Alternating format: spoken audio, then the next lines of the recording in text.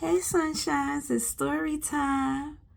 Today I want to talk about what trauma taught me about faith and resilience. My name is Sharinda Pringle, and I help people who've had traumatic events to establish healthy boundaries so that they can move forward with resilience.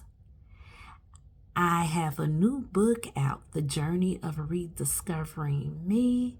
You can find that link in the description, and that is a story that will give you a whole lot more information on how to create resilience and faith in the midst of life's many storms. I want to talk about just a little excerpt from that book. The book highlights a series of various traumas that I went through in my life, and it really tells how, as life is moving, you learn to have resilience and faith as you move forward. One of the many things that happened in the book is me having grown up in a multi-generational family, raised primarily by my grandmother, having not been taught about relationships because my grandmother passed in her late 80s and she was part of the silent generation. And if they fed you, clothed you, they loved you. You didn't talk about sex, you didn't talk about relationships. And so finding myself in a situation where I was pregnant and trying to figure out what to do about that pregnancy, because when I became pregnant, I was not in an established relationship. We had been dating for a while, but he had never asked me if I was going to be his girlfriend, and I had never asked. Because if you had sex with him, that must be your man, right? And so deciding what to do about that situation. When you're faced with hard decisions in life, you don't always know what to do. And it's not about making the right or wrong decision. It's about making a decision and sticking to that decision after you've made it. Sometimes you have to deal with the consequences that you are the repercussions of making that decision, and that's okay as long as you move forward to do something. In this particular situation, I'd actually thought about an abortion.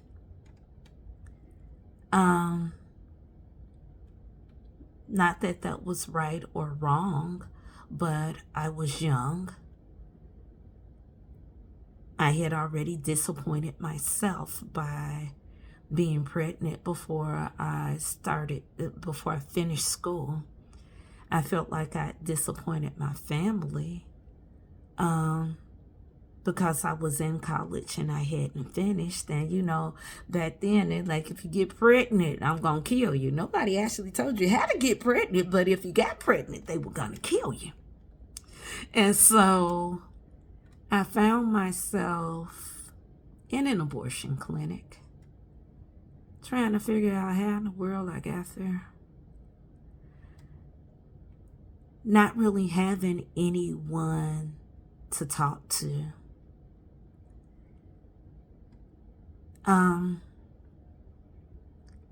And so the traumatic part was not whether or not I had the abortion. It was, for me, having to sit in that space, in that loneliness and solitude, realizing that I had to make a choice, and that the choice that I made would affect the rest of my life.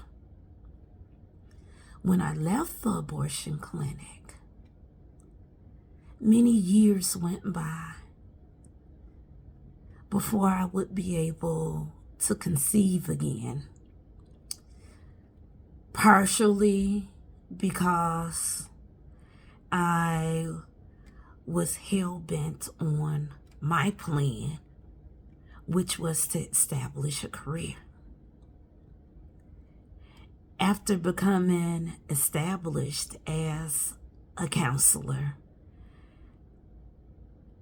I went to conceive several times. And if you read the book, it'll tell you those stories and the trauma that went along with those. But what I want to talk to you about today is 3 ways to build resilience in having faith in the midst of a storm. The first way to build resilience in the midst of a traumatic situation is to make a decision. Decisions are tough. Sometimes you're stuck in a catch-22. It doesn't matter what you do. It seems like it's just not gonna be right. You make a decision and you hope for the best, understanding that regardless of what you choose, it will take you down a path.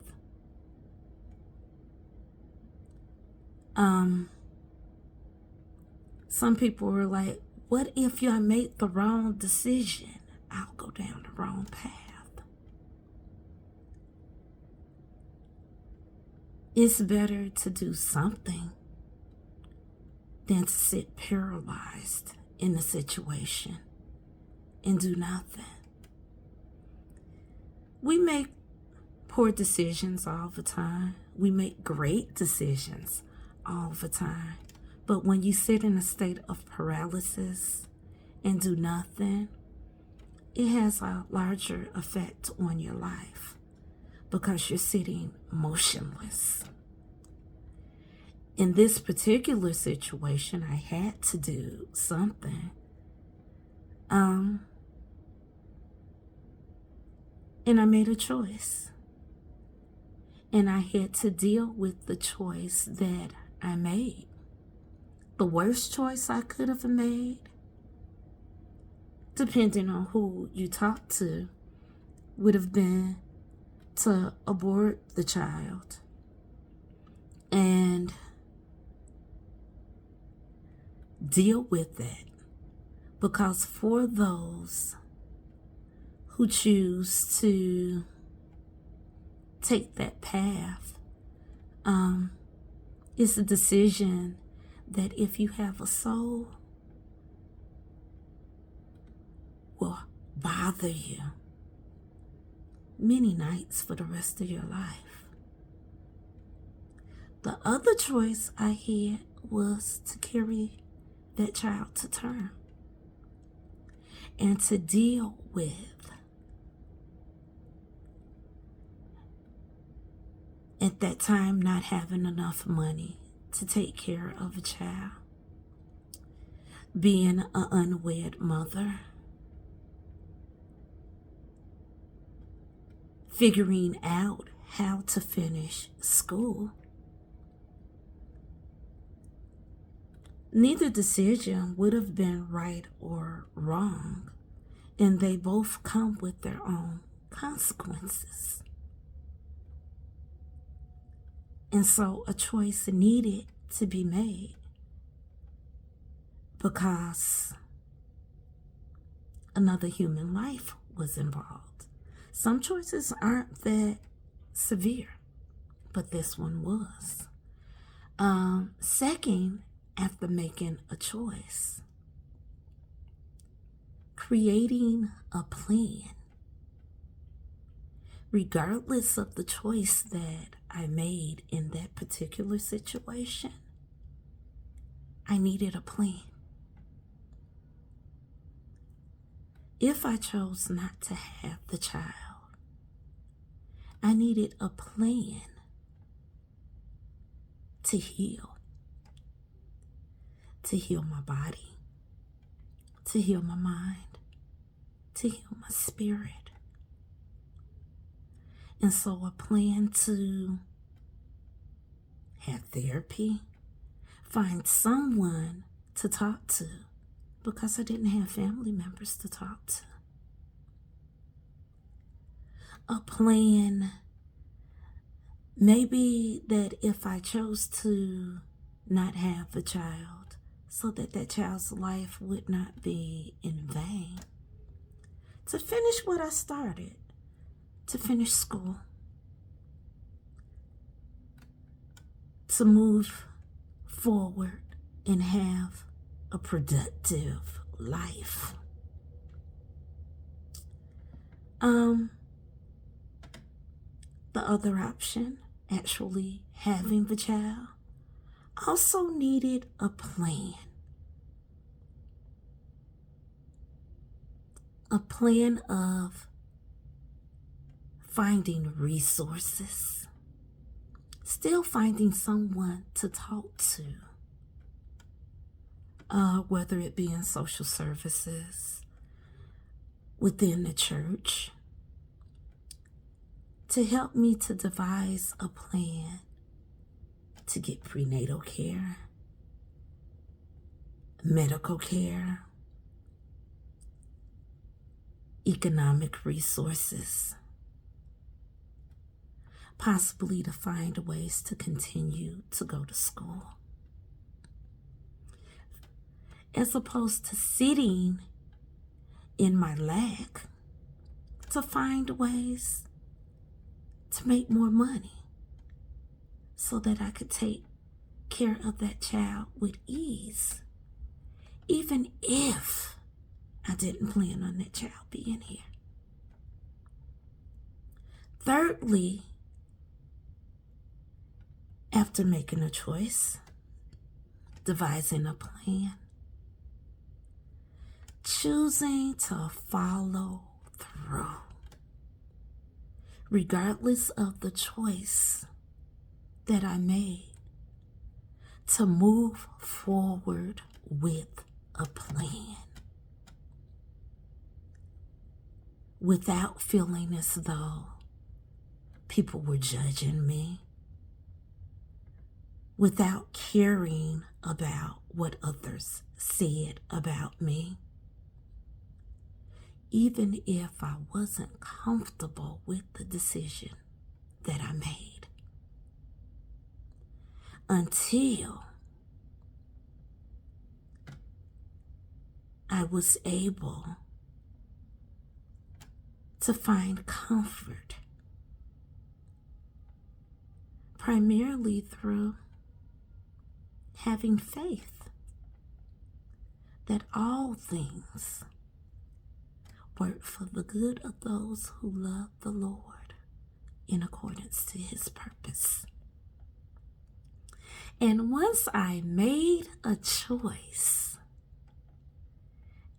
devise a plan, and follow through, I was able to move forward until something else happened in my life. As I started to have a desire to want more children, and I had to continuously move as I went on that journey,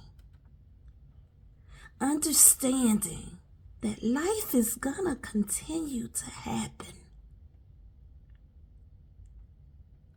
Our perception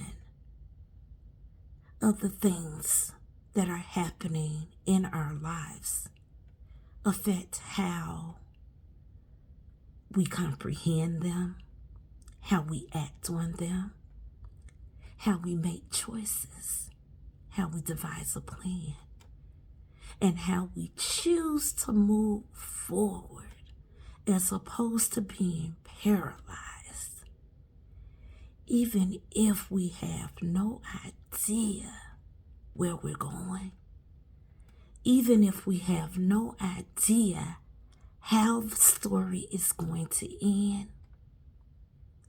and even if we're unsure.